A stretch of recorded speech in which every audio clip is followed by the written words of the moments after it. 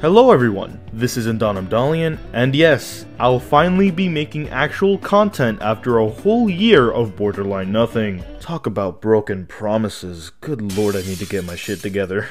Stuff about me aside, you probably came here to see me talk about a funny cyborg chicken guy, so I'll be giving you just that. The SH Monsterarts 1972 Gigan is a recently released figure by Tamashii Nations through the SH Monsterarts line, a line of premium figures that promises to bring super detailed and articulated versions of kaiju characters for many franchises, usually the Godzilla franchise, all for the low price of your bone marrow. This figure in particular is based on the character of Gigan, specifically his design from his debut film Godzilla vs. Gigan. This version of Gigan would go on to appear in various pieces of Godzilla media afterward, and this figure was actually made to celebrate Godzilla vs. Gigan's 50th anniversary. Most people I know tend to prefer Gigan's design featured in Godzilla Final Wars, especially those who aren't really all that attached to the Showa era of Godzilla films, which would usually include me. However, despite not being attached to the Showa era, much less Godzilla vs. Gigan itself, for some reason I find myself more drawn to this design more than his 2004 incarnation. Which, don't get me wrong, I like this design. I just find Gigan's 1972 design more appealing. It's actually one of my favorite kaiju designs as a matter of fact. Since I like Gigan so much, I knew I had to get my hands on this figure when the first promotional images came out. And now that I have him on hand, I like this guy, but trust me when I say he isn't without his fair share of problems.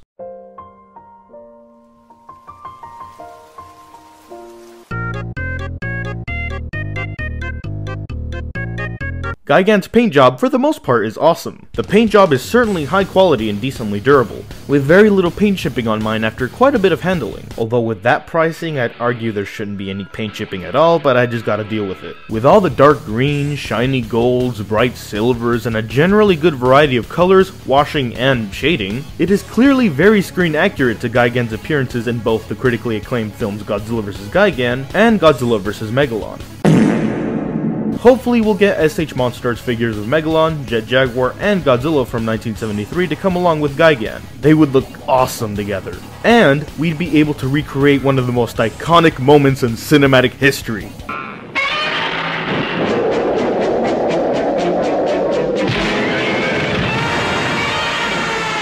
However, the paint application isn't without its flaws. On Gigan's neck on my copy, the gold paint bleeds over where it was supposed to be, and, while not part of the painting, there are scales sculpted where they aren't supposed to be. I paid $130 for this. Fuck you, Bandai. The figure also has some nice chrome painting on it, but none of it is actual metal, unlike the SH Monsterarts Final Wars Gigan, which had some actual die-cast metal parts to it for a few of the silver bits. And I've been seeing some people say that this guy should have received the same treatment, and while it would have been neat, especially when you consider the price, I can understand why SH Monsterarts didn't add die-cast metal in this instance. This incarnation of Gigan is a more organic version of the character, so it would make less sense to add metal here. And if this figure did have metal on it, and you ended up having a QC issue related to the diecast, then you'd be kinda screwed. Overall, I give the paint job a solid 2 out of 2 points.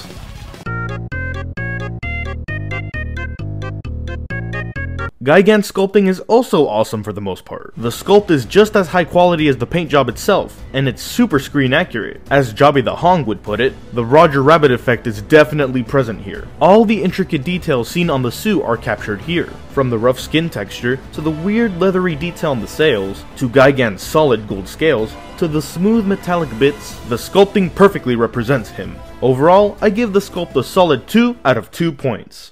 However, while he may be great to look at, is he nice to handle? Not really.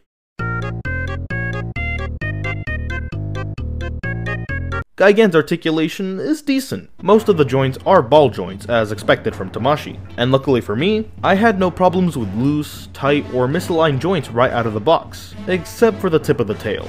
But this isn't a big deal. You can get him in some decently dynamic poses, but due to the nature of the design, you can't really do much more than this. Definitely nowhere near final Goji levels of posability, but it serves its purpose. However, this guy does have a bit of articulation unique to him. You can slightly move his buzzsaw. It doesn't really do much in terms of display, but it does make for a sick stop motion gimmick. As with any SH Monsterarts figure though, do make sure to be careful when handling, especially in this case since not only are there many pointy bits, but for some stupid reason, Tamashii Nations thought it would be a good idea to make these sails, which were inevitably going to be fragile parts by default, out of clear plastic. Transformers fans just got PTSD. Tamashii, you make good figures, but sometimes you're just fucking stupid. Why the fuck would you ever make already fragile looking parts out of a fragile material? I get it's for the looks and all, but there must have been a better way of going about this. Maybe make the sails out of a normal plastic or even rubber to prevent breakage. Not only that, but the joints connecting the sails to the body are also made of clear plastic.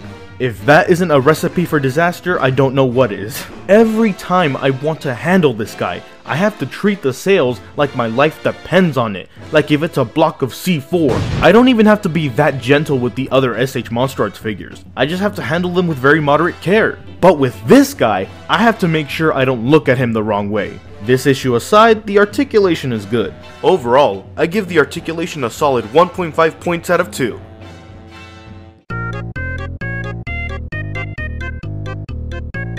Gigan's accessories are... Oh wait, we're dealing with SH Monsterarts here. I forgot they absolutely refuse to include accessories with their figures nowadays, and at this price point, that's just unacceptable. This trend of not including accessories with these very expensive figures is really starting to get on my nerves, and I know for a fact that I'm not the only one with this sentiment. At this price, they should have included something. Maybe effect parts, a few military vehicles, beam effects. Hell, why not include the Godzilla Tower itself? Just anything that would justify this price. At most, this figure should be around $70 to $80.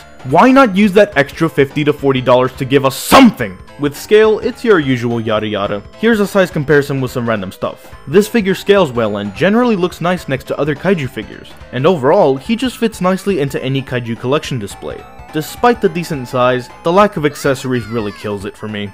Just like how this figure killed my wallet. Overall, I give the accessories and scale a point out of 2. Speaking of killing my wallet,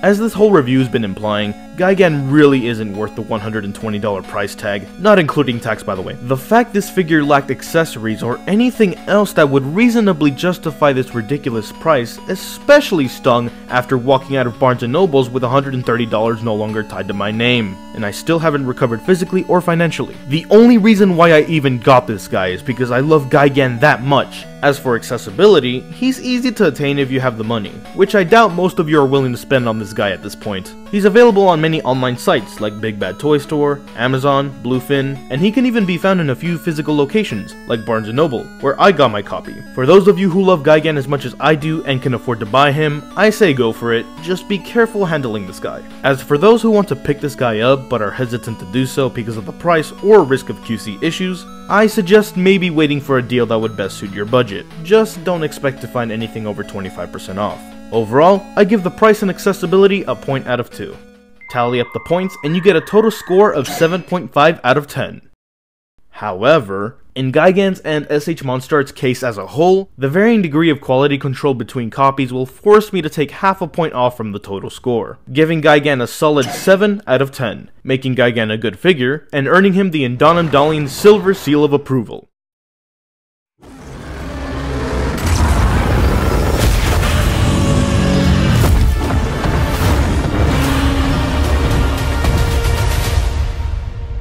Welcome to my world.